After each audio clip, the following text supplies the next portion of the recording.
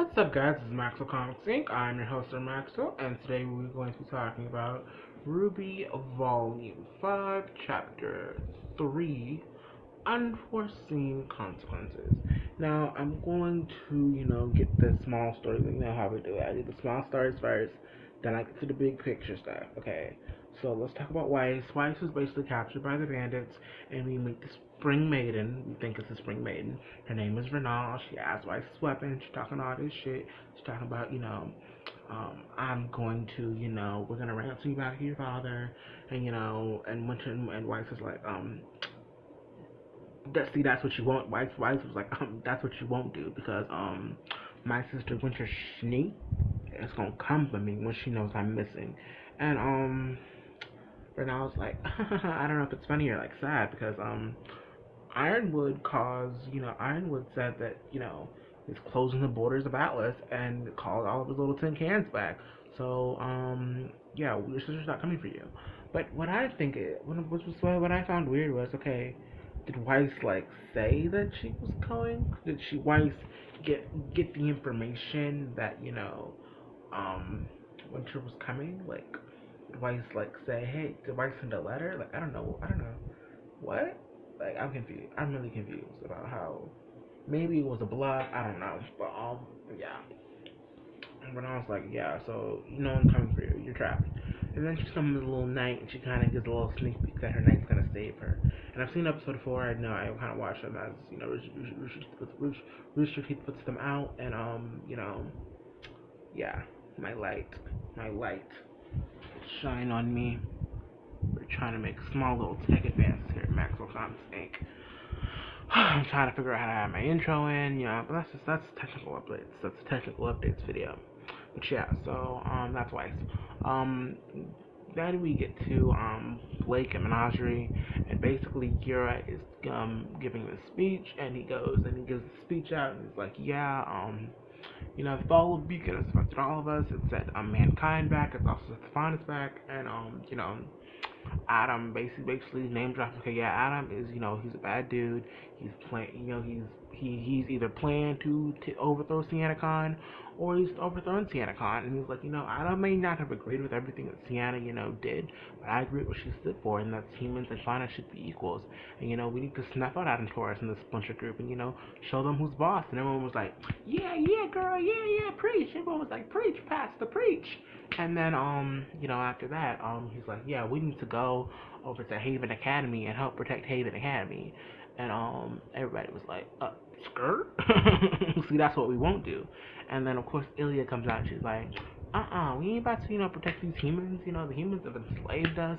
The humans have hunted us down. My parents died in that dust mine, and I knew they died in that dust mine because it was implied in the Blake trailer. So, when I was arguing with Jake at a one-man band, he's like, well, I wasn't arguing with him specifically, but I went off on him for something stupid he said in that video, and then someone tried to come, up in the comments like, well, we don't know if your parents. No, it was implied that they died. Okay, honey, it was implied that they died. Anyway, so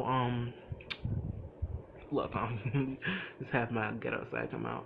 Anyway, so yeah.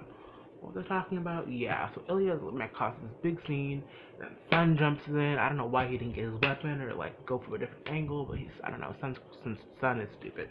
Anyway, but I need to take that back because people really hate on John and Sun. I don't know why. People just hate John and Sun. Maybe because I don't know. People just hate John and Sun. But anyway,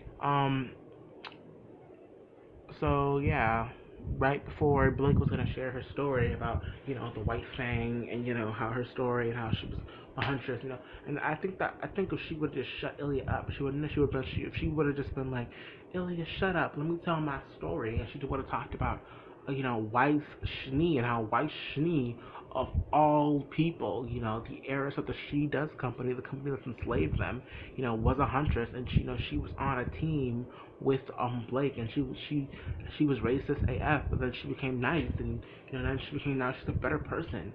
So if Weiss Schnee can change, then all humanity can change. You know what I mean? She could have had something like that. She could have been like, oh, the Ruby Rose. Ruby Rose is this nice little human girl, who wants to help everyone, including Faunus. Like she just wants to do the right thing just because it's the right thing. You know what I mean? And there's Kira and her Yang, Yang lost her arm trying to protect her from Adam. Faunus. I mean, she could have talked about this. This would have been a great opportunity to get her insights on her views about Team RWBY in her past. But of course, she doesn't get a chance to talk about that. Anyway, so that's Blake, and we get to the meat of the episode, which is basically everyone's talking to Oscar slash Ozpin, and he explains that um he's cursed. He's basically walked the remnant for thousands of years, because he failed to stop Salem in the past. So it didn't really. So he's not the god of darkness. He's not the god of light or darkness. He's not a god. But it's not totally real like he's a wizard. But at the same time, I don't think he's a wizard either, because of the information we got. And basically said he's like the souls of all the men in the past. Like he's the son. He's like a combination of a bunch of men from the past. Calaxon actually was like, no, he was men and either, and I'm kind of either one on that, but I just think it was men.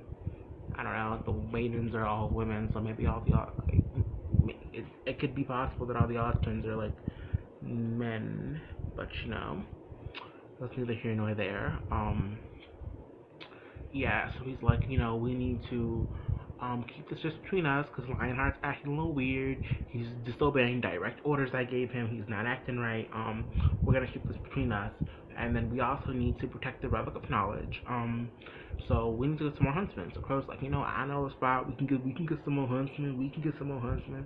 And she's like, and Osmond's like, are they reliable huntsmen?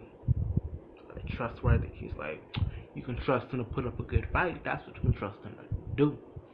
So yeah, Crow's gonna go look for more huntsmen, and basically, all right, step 2, we need to get y'all on the fighting shape. And Ruby's like, but we know how to fight though. And Crow's like, you can't fight. You're not perfect yet, okay? You need to master that sight, okay? Because you and Tyrion versus that sight, no. You need to be able to put up with Tyrion and, Cinder without the silver eyes. You need to learn your silver eyes power.